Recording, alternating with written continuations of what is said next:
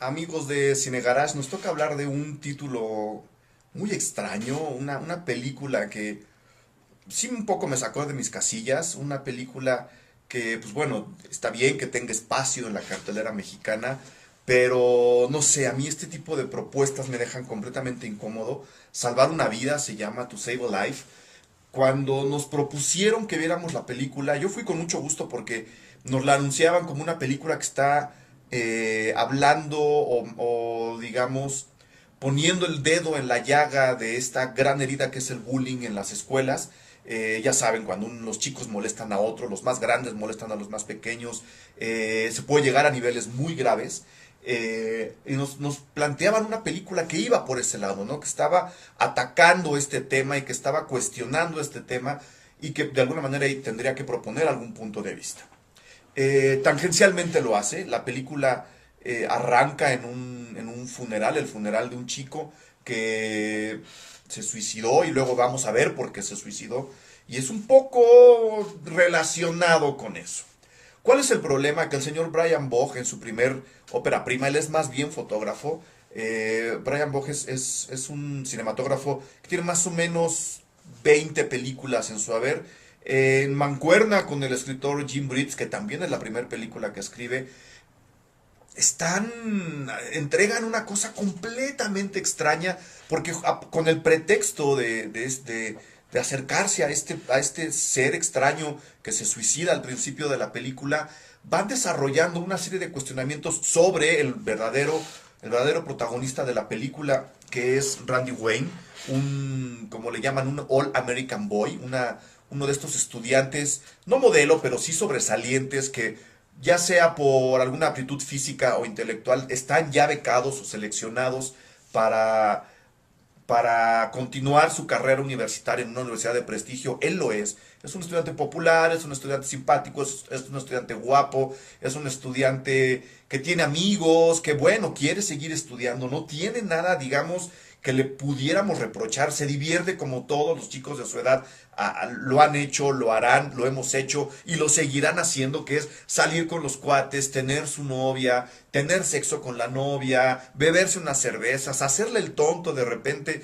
Uno tiene que pasar por esas etapas, pues no sé si para madurar, sino para aprender, para tener la experiencia, para lo que sea. Es lo más normal del mundo. ¿Cuál es el problema con la película? Que teniendo un personaje tan carismático, nos lo van desconstruyendo a partir de una serie de cuestionamientos y de juicios de culpas que él no tiene porque él, digo, no es culpable de lo que está pasando en nada de lo que ocurre en la película, pero el guión le va inyectando una serie de culpas y de pecados que él va asumiendo como propios y poco a poco lo van convirtiendo en una especie de redentor, ¿no? Entonces la película lo comienza a seguir como el salvador de las personas raras, de las personas que no encajan en un modelo que, bueno, está bien que manifieste como un modelo decadente y pasado de moda.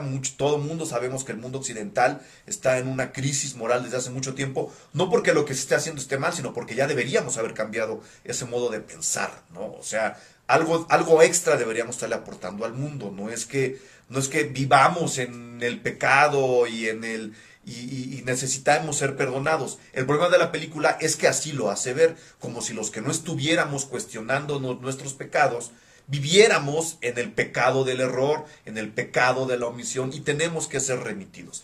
¿Hacia dónde voy?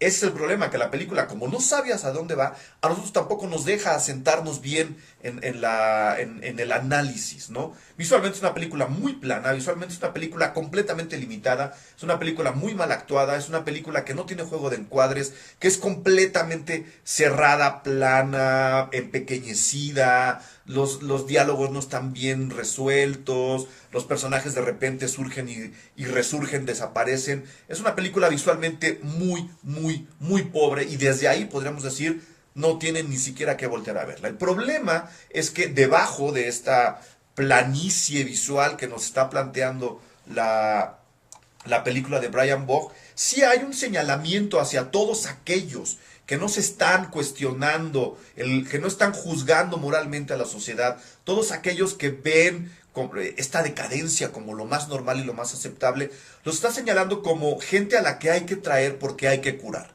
Es decir, nos dice y nos quiere hacer sentir mal por la muerte de este personaje al principio de la historia, a través del personaje principal. Quieren que nos sintamos mal porque no lo escuchamos, porque era alguien que necesitaba ayuda y no se la prestamos, lo cual puede ser cierto. Es muy común que eso ocurra. El problema es que cuando empieza a voltear a otros personajes y nos dice, él también está mal, él también está como, digamos, enfermo y hay que traerlo. Se imaginarán de quién estoy hablando, pues sí, por supuesto, del típico emo, porque la película es completamente arquetípica de la manera más miserable posible. El chico emo pues, trae el copete y se viste de negro, nadie lo quiere, él no habla con nadie. La película nos dice, cuidado, ese hombre tiene problemas, necesita ser curado y tú tienes que traerlo al lado luminoso de la vida, que es el de, imagínense ustedes la religión que se quieran imaginar. El colmo viene cuando además de todo nos muestran que ser como este muchacho nos acerca a la muerte, lo cual es muy peligroso, lo cual nos traería más culpas a nosotros y nos haría caer en pecado de omisión. Entonces hay que salvarlo, hay dos problemas, hay que salvarlo a él porque está malo, está enfermo, y tenemos que ayudarlo porque es nuestro deber para no caer en el pecado de omisión. Es decir, si hay una serie de juicios morales muy peligrosos, número uno, porque nos inyectan culpa a nosotros como espectadores, y número dos, porque a través de este manejo tan pobre de los arquetipos sociales que se está haciendo, nos está diciendo los que no son como nosotros o están mal, o viven en pecado o están enfermos. Y así como yo pude detectar la película, el siguiente paso era decir, ya tenemos a los emos, ya tenemos a las minorías raciales, ahora hay que voltear a ver a los gays porque también están enfermos. No lo dicen, pero es el mismo tipo de pensamiento que se empeña en señalar a la homosexualidad o al pensamiento diferente como una enfermedad, ya sea social, moral, religiosa, incluso física. Es decir, es el tipo de pensamiento que yo he considerado peligroso desde hace mucho tiempo, y ese tipo de pensamiento a mí se me hace que si no es analizado y entendido con el debido cuidado, puede generar más problemas que soluciones. Yo entiendo por completo las buenas intenciones de la película, pero el hecho de que se acerque más a un pensamiento tan conservador a través de su historia me hace desconfiar enormemente de este tipo de películas. Yo les diría que la vieran con cuidado. No tiene nada de malo, por supuesto, es una película completamente familiar. No hay ningún tipo de desnudo, ya se lo imaginarán. La escena sexual dura 2 segundos, ya se lo imaginarán. No hay nada de violencia, ya se lo imaginarán. Las cicatrices que vemos del señor Emo están casi disfrazadas, lo hubieran podido adivinar. Pero yo creo que ahí debajo hay un pensamiento muy peligroso que ya deberíamos haber aprendido, por lo menos a expresar de manera diferente. Todo mundo tiene derecho a dar su opinión, de acuerdo. Pero estos problemas de hiperconservadurismo a mí me dejan muy, muy inquieto. Mucho cuidado con la película. Además de todo es aburrida. Entonces ya sabrán ustedes si la ven o no la ven. Saludos.